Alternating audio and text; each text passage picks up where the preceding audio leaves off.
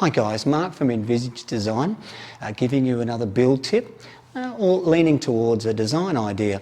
You'll see above me this is a standard Ross North Homes garage closing unit or motor.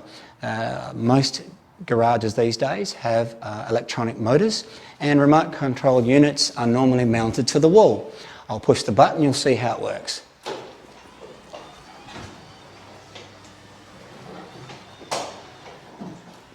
You'll also notice that at the same time these clients have decided to go for a feature or decorative panel with translucent panels garage door. A little bit more expensive than a standard Ross North inclusion, but certainly a worthy architectural feature to have in your home.